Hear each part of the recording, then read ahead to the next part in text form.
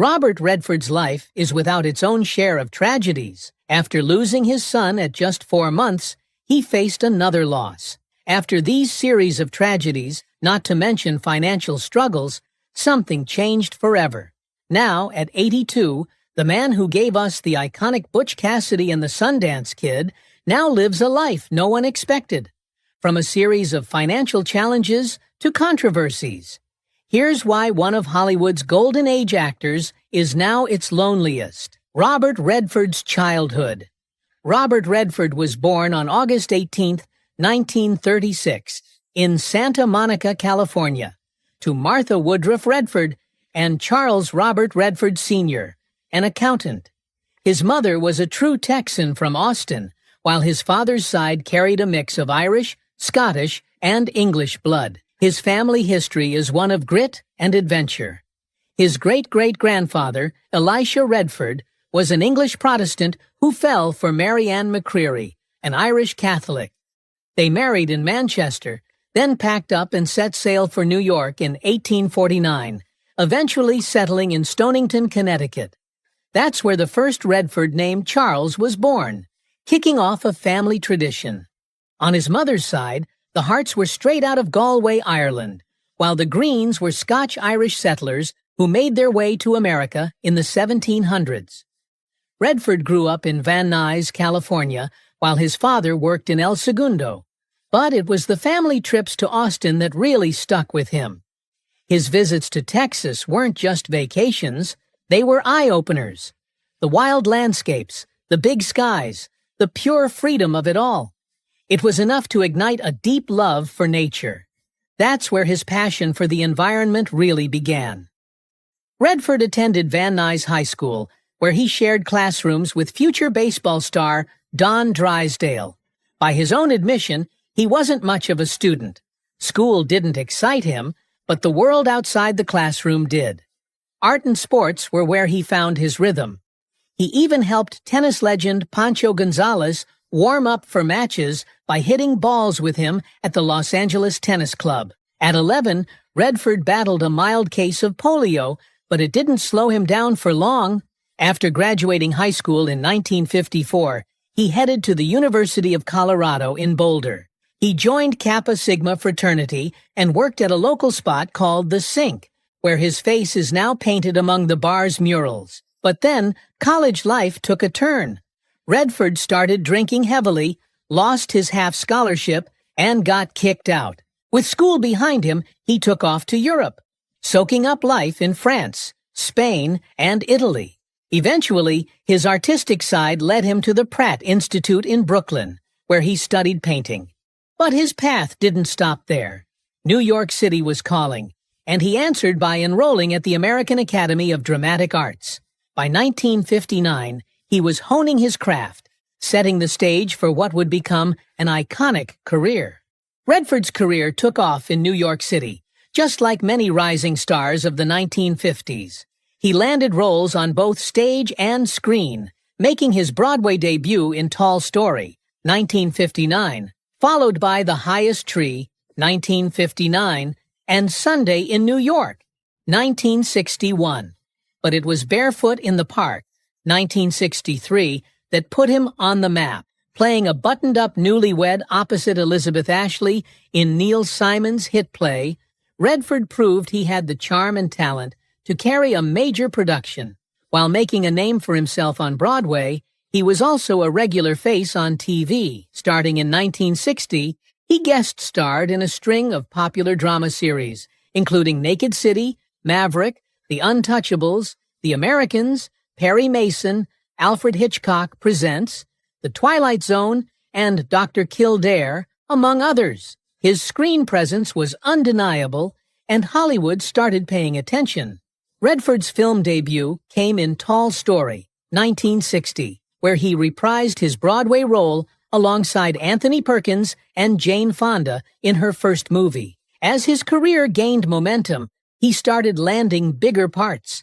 That same year, he played a mentally troubled young man in Rescue 8, an adventure series. And in 1962, he earned an Emmy nomination for The Voice of Charlie Pont. By 1963, He made one of his final television appearances before his big screen career took over, playing a role in the medical drama Breaking Point. From there, he was well on his way to Hollywood stardom. Redford's film career took off fast. In 1962, he landed his second movie role in War Hunt, then starred alongside Alec Guinness in Situation Hopeless. But not serious, playing an American soldier tricked into captivity by a German civilian long after the war had ended.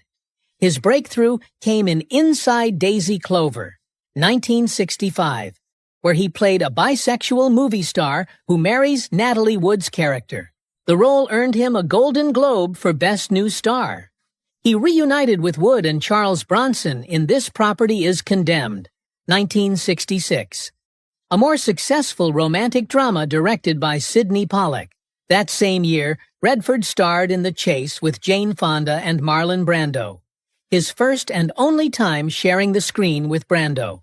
His chemistry with Fonda was undeniable, and they teamed up again for the big screen adaptation of Barefoot in the Park, 1967, a major hit. They later reunited for The Electric Horseman, 1979. And nearly 4 decades later, Netflix's Our Souls at Night. Despite his growing popularity, Redford refused to be boxed into the Hollywood golden boy stereotype. He turned down roles in Who's Afraid of Virginia Woolf and The Graduate, looking for something more meaningful. He found it in Butch Cassidy and the Sundance Kid, 1969, where he played the sharp-witted outlaw Sundance opposite Paul Newman. The film was a massive success, making him one of Hollywood's most bankable stars and solidifying his image as a smart, charismatic leading man. Although he didn't receive an Oscar or Golden Globe nomination for Butch Cassidy, Redford did win a BAFTA for his work in that film. Downhill Racer, 1969. And Tell Them Willie Boy Is Here, 1969. However, his next few films, Little Fosse and Big Halsey, 1970, and The Hot Rock, 1972, failed to make a splash. By 1972, Redford was also getting involved behind the camera, serving as executive producer for Downhill Racer. That same year, he starred in The Candidate, a sharp political satire that earned critical praise. Then came a streak of box office dominance that few actors have ever matched. From 1973 to 1976, Redford was Hollywood's top-grossing star. His run included Jeremiah Johnson, 1972, The Way We Were, 1973, with Barbra Streisand, and The Sting, 1973, a blockbuster reunion with Paul Newman that became the highest-grossing film of 1974. The Sting also earned Redford his only Academy Award nomination for Best Actor. Behind the Scenes of The Way We Were. For a film that's now considered one of the greatest love stories in cinema, The Way We Were had its fair share of behind-the-scenes tension, starting with Robert Redford's outright reluctance to even take the role. While the on-screen chemistry between Redford's dashing Hubble Gardner and Barbra Streisand's fiery Katie Morosky is undeniable, the reality behind the camera was far less romantic. Initially, Redford wasn't sold on the role of Hubble. In fact, he turned it down, repeatedly. Why? Because, to put it bluntly, he thought the character was hollow. Redford saw Hubble as nothing more than a weak, spineless sex object, a golden boy with no real substance, a trophy for Streisand's politically passionate Katie to fawn over. He wasn't interested in playing eye candy, and he made that very clear. The production team had to practically beg him to reconsider, sweetening the deal and assuring him that the script could be tweaked to give Hubble more depth. Even after Redford finally agreed, the tension didn't stop there. Streisand was deeply invested in the film. She had been attached to the project long before Redford was even considered, and she had strong ideas about how it should be executed. Redford, on the other hand, wasn't one to be steamrolled. While their characters may have been doomed by political differences off-screen, it was more about creative clashes. Redford was cool, calculated, and hesitant to get too emotionally invested, while Streisand was all heart, throwing herself into every moment of filming.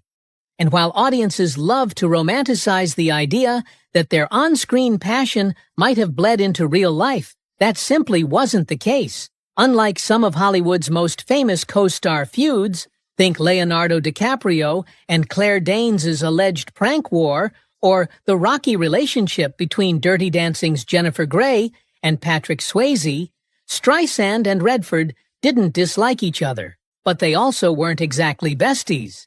Streisand reportedly admired Redford, and let's be real, who didn't in the 70s? But Redford remained somewhat distant.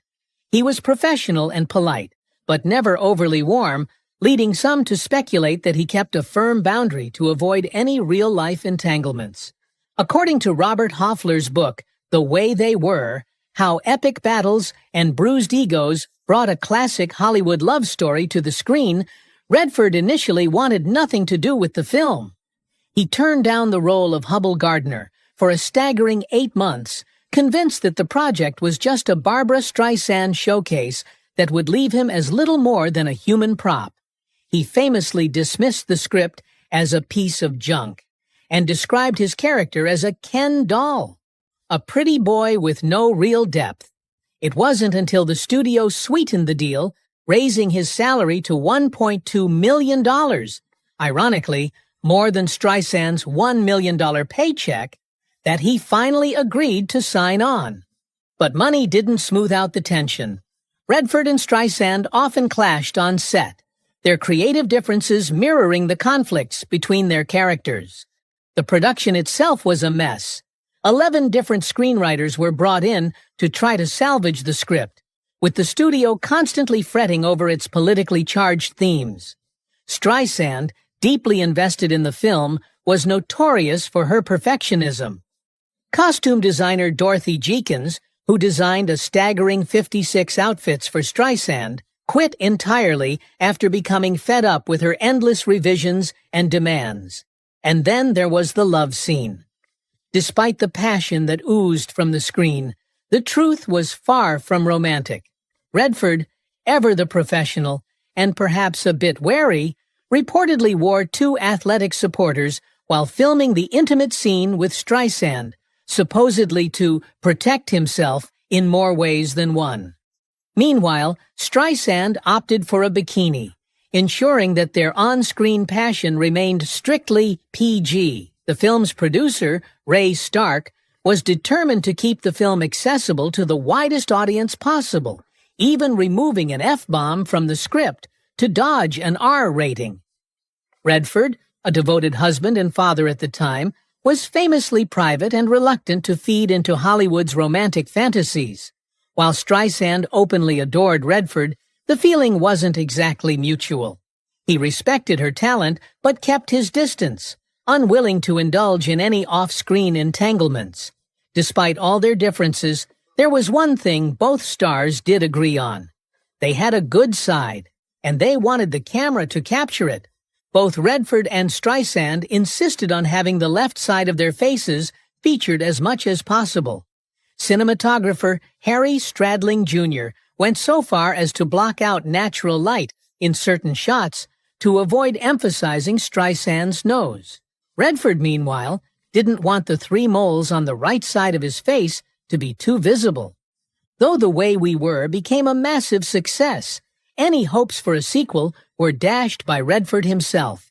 While Streisand was open to the idea, Redford refused.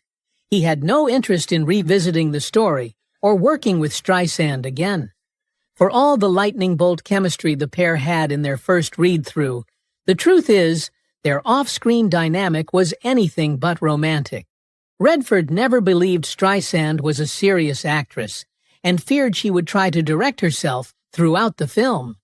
He also really didn't want her to sing, though in the end she delivered one of the most iconic theme songs in cinema history. The final product may be a timeless love story, but behind the scenes, The Way We Were was less about romance and more about an actor trying to escape a movie he never wanted to make in the first place. Yet, despite the chaos, the friction, and the behind-the-scenes battles, The Way We Were became one of the most beloved romances of all time. Maybe it's proof that you don't need real-life chemistry to create magic on screen. Just a little creative conflict, a lot of reworked scripts, and, in Redford's case, some extra protection. Despite all the drama, The Way We Were went on to become a cultural phenomenon. Its bittersweet ending continues to break hearts, and its themes of love, loss, and irreconcilable differences remain just as relevant today. But while audiences wept for Katie and Hubbell's doomed romance, Redford was probably just relieved that he made it through without becoming the leading man he never wanted to be. The many tragedies that plagued Robert Redford. Robert Redford may have built a legendary career playing charismatic outlaws, slick con men, and even a ruthless agency head in Captain America. The Winter Soldier, but behind his rugged charm and effortless cool, his real-life story was marked by heartbreak, tragedy, and near-death experiences. The Hollywood tough guy persona masked a life filled with struggles, loss, and a battle with a terrifying illness that could have ended everything before it even began. Before Redford ever set foot in front of a camera, he faced one of the most frightening illnesses of the 20th century: polio. At just 11 years old, Redford was suddenly struck down with the disease, his body betraying him after what should have been an innocent, carefree day at the ocean. He had unknowingly overexerted himself while swimming, and when he emerged from the water, something felt off. The effects came fast and hit hard. Weakness, fatigue, and an eerie, creeping numbness took over. The doctors confirmed what every parent in the 1940s and 50s feared. He had polio. Though considered a mild case, it was severe enough to keep him bedridden for 2 agonizing weeks. 2 weeks of isolation. 2 weeks of uncertainty. 2 weeks of wondering whether he'd wake up one morning unable to move. The polio vaccine hadn't yet been widely introduced, and even a so-called mild case could leave lifelong damage. The fear of paralysis loomed over him. The young boy who once spent his days running wild through the streets of Santa Monica, dreaming of adventure, was now confined to a bed, wondering if he'd ever move the same way again. Years later, Redford recalled the experience with a calm detachment, telling NPR's Fresh Air in 2018, "It was a case of mild polio, but it was severe enough to put me in bed for 2 weeks. It was alarming, but it wasn't serious enough to go much further." This frightening chapter in his childhood was just the beginning of the hardships that would shape Robert Redford into the enigmatic Hollywood icon the world would come to know.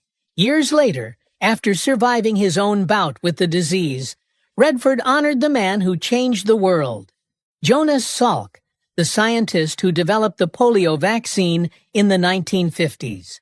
As part of a 2014 short film series, Cathedrals of Culture, Redford stepped behind the camera to direct a segment about the Salk Institute for Biological Studies in San Diego.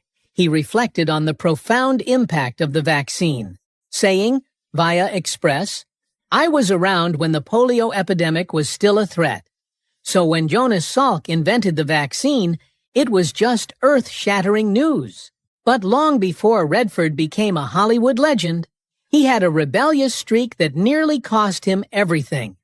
Who would have guessed that Robert Redford, the suave leading man, the political activist, the Academy Award-winning director, was once a teenage delinquent? Growing up in Van Nuys, California, he spent much of his high school years running with a street gang, getting into trouble, and flirting with danger. Daring stunts were part of their daily routine, and Redford, eager to prove himself, once took on a challenge that could have ended in disaster. The gang dared him to jump off a dangerously high building. If he refused, he'd be branded a coward. Without hesitation, he took the leap, defying both gravity and common sense. Miraculously, he survived without breaking a single bone. But the rush of adrenaline and the thrill of defying fear stayed with him. In his 2011 memoir, Robert Redford, The Biography, he reflected on the life-altering impact of those moments. Facing down fears hit home early. "You have 2 choices, it seemed to me. You can be led by your fears, or you can overcome them. With his reputation secured, Redford continued wreaking havoc with his gang, indulging in petty theft and illegal activities. Their favorite pastime? Stealing alcohol from nearby stores. But the party came to an abrupt halt when, at 16 years old, Redford was arrested for possession of stolen jewelry. For a moment, it seemed like his path was set for a darker future. But fate had other plans. The charges were eventually dropped. And while the rebellious streak never fully left him, it was this brush with the law that signaled a turning point. The boy who once leaped off rooftops and outran the police would soon channel his fearlessness into something far greater, an iconic Hollywood career. While Redford was fortunate enough to survive his childhood battle with polio, the same cannot be said for some of his closest family members, whose tragic deaths left lasting scars on him. The first major loss in Redford's life came when he was just 18 years old. In 1955, his mother, Martha Redford, passed away at the young age of 40 due to a hemorrhage. The cause of her death was linked to a blood disorder she had developed after suffering a stillbirth of twin daughters 8 years earlier. A tragedy that had already deeply affected the family. More than 6 decades later, at the 2018 Sundance Film Festival's Utah Women's Leadership Celebration, Redford gave an emotional tribute to his mother that left the audience in tears. Reflecting on their relationship, he admitted that he had been a rebellious teenager who often caused her stress, but despite everything, she never lost faith in him. She believed that all things considered, she just had faith that I had something in me that was going to turn out okay, he recalled, via Closer Weekly. Tragically, Martha never lived to see her son's meteoric rise to fame. Just 5 years after her passing, Redford would make his screen debut, launching a career that would cement him as one of Hollywood's most beloved leading men. Speaking to the star-studded audience, which included longtime friend and collaborator Jane Fonda, Redford praised his mother's infectious smile, adventurous spirit, and unwavering optimism. But as much as he celebrated her memory, he also expressed a deep and painful regret. I took her for granted, because that's the way kids were at that age. My regret is that she passed away before I could thank her. The weight of that regret followed Redford throughout his life, a reminder that even the brightest stars carry shadows of sorrow behind their fame. Robert Redford's childhood was marked by absence. His father, Charles Redford, worked grueling hours as a milkman, leaving little time for father-son bonding. But in his father's place, Redford found a mentor and role model in his Uncle David. A skilled football player and a multilingual intellect, David was everything young Robert looked up to. The two would often practice football together, perfecting their throws. However, that bond was painfully cut short. When World War II erupted, David enlisted in the army, leaving behind the young boy who idolized him. In 1945, tragedy struck. While traveling across a Luxembourg bridge in a jeep, David was caught in crossfire and lost his life. He never made it back home. The grief of losing his uncle was compounded by the way his family processed tragedy, by not processing it at all. In a 2013 interview with NPR, Redford reflected on how his household handled loss. The way the family dealt with it, it just wasn't talked about. It just happened, and you didn't ask a lot of questions. It was what it was. I think that was sort of built into the family structure. There was no talk about it, and everybody moved on. Throughout his career, Redford has often channeled his personal pain into his performances. His deep connection to sports in films like Downhill Racer and The Natural wasn't just about the roles, it was about reliving his own history of using physical activity as an escape. In a candid 1990 interview with the Los Angeles Times, the Hollywood icon admitted that sports became an emotional outlet for his bottled-up rage and disappointment. For me, it was anger, and finding a place to put my disappointment and frustration with a lot of things. I was a mess. I was somewhat in trouble socially. I lost my baseball scholarship pretty quickly after I discovered drinking. When I left college and got into art, that got me out. Finding my place in the world had a lot to do with acting. For Redford, sports, art, and eventually acting became his salvation. But the loss of his uncle, a man who had been his guiding light, remained a wound he carried through the years, shaping the resilient yet deeply introspective man he would become. Redford has long drawn upon his personal trials to inform his work, a skill that became especially evident in his 1980 directorial debut, Ordinary People. The Oscar-winning drama, which explores a wealthy family's emotional repression and trauma, reflected Redford's own upbringing. By the late 1950s, Redford's life seemed to be on the rise. He had just married Lola Van Wagenen, landed his first Broadway role in Tall Story, and welcomed his first child, Scott. But in November 1959, tragedy struck. Just 10 weeks after his birth, Scott passed away from what would later be recognized as sudden infant death syndrome, SIDS. The loss devastated Redford, who blamed himself for not checking on his baby sooner. In an interview with The Mirror, he admitted, "It was really hard. We were very young. I had my first theater job, which didn't pay much. We didn't know anything about sudden infant death syndrome. So as a parent, you blame yourself. It creates a scar that never completely heals." Just 3 years later, in 1962, Redford and Lola faced yet another terrifying ordeal. Their second son, David James Redford, was born prematurely with hyaline membrane disease, the same respiratory condition that claimed the life of John F. Kennedy's infant son, Patrick. Doctors gave David just a 40% chance of survival, leaving the couple in a state of uncertainty.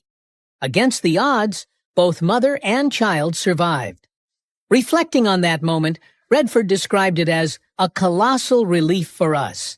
Despite his public success, Redford's family endured many private struggles. In a 1998 People interview, he expressed frustration over the misconception that his life had been easy. "People think it's been easy for me. That's hard to live with. It's so untrue. The hardest thing in the world is when your children have problems. There have been so many hits on our family that no one knows about, and I don't want them to. For my family's sake." More tragedy. In 1983, another devastating event rocked the Redford family, this time involving his daughter, Shauna. Her boyfriend, journalism student Sid Wells, was found fatally shot in the back of his head at his University of Colorado apartment. The case remains one of the family's most painful, unresolved tragedies. The primary suspect, Wells's roommate Thane Smika, was reportedly supposed to pay rent that day. Although police arrested Smika, the lack of concrete evidence meant he was never indicted. Smika vanished soon after, with his abandoned car discovered in Beverly Hills in 1986. Authorities suspect he may have fled the country. In 2010, the case saw new developments when enough fresh evidence emerged for a review. The Boulder County District Attorney's Office approved an arrest affidavit, and investigators even released age-progressed mugshots in hopes of tracking Smika down. Yet, despite their efforts, he remains at large. Reflecting on the painful ordeal in 1997, Redford told the Minnesota Star-Tribune, "It's like a partially open door with a very dark room behind it." Robert Redford's career took a significant leap forward, thanks in part to Natalie Wood. The two first met in high school, and Wood, already an established star, reportedly recommended Redford for his breakout role in Inside Daisy Clover, 1965. They reunited a year later in This Property is Condemned, cementing their close friendship. However, in 1981, Wood tragically drowned near Catalina Island while on a boating trip with her husband, Robert Wagner, and actor Christopher Walken. The circumstances surrounding her death remain unclear, fueling decades of speculation. Redford, known for his privacy, did not shy away from honoring Wood's legacy. He narrated a heartfelt tribute for Turner Classic Movies and participated in the 2020 HBO documentary What Remains Behind, which explored her life and career. The marriage split. By the mid-1980s, Robert Redford and Lola Van Wagenen were seen as one of Hollywood's most enduring couples. They had married in 1958, weathered the tragic loss of their firstborn, Scott, and raised 3 other children, Shauna, James, and Amy. So, it came as a surprise when the couple announced their separation in 1985, nearly a decade after it had already happened. Reflecting on the split in 2001, Redford told The Telegraph that the breakup was mutual and it was the right thing to do.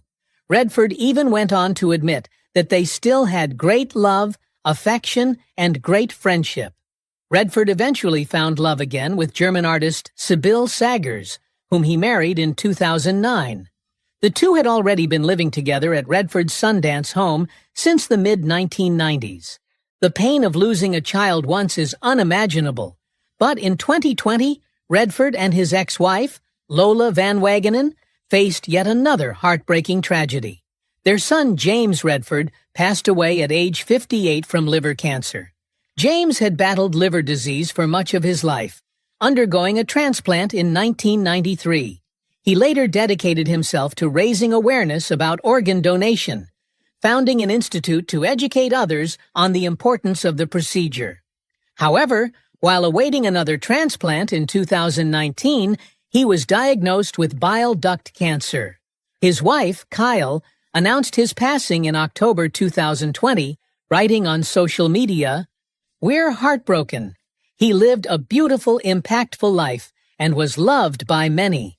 In a statement to People magazine, Redford's publicist, Cindy Berger, shared, "The grief is immeasurable with the loss of a child. Jamie was a loving son, husband, and father. His legacy lives on through his children, art, filmmaking, and devoted passion for conservation and the environment." Which Robert Redford movie did you enjoy growing up? Let us know in the comments. Don't forget to like this video and subscribe to this channel for more interesting content.